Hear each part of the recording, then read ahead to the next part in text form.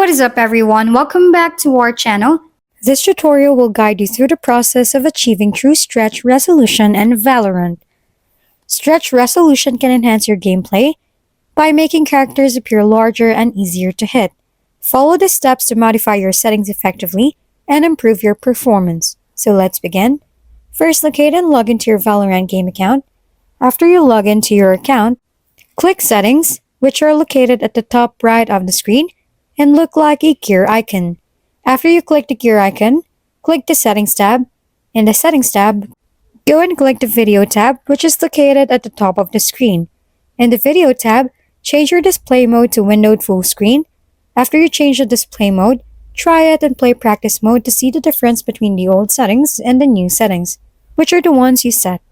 Don't forget to change your resolution to the NVIDIA control panel to 1620 by 1080 to make your windows wider.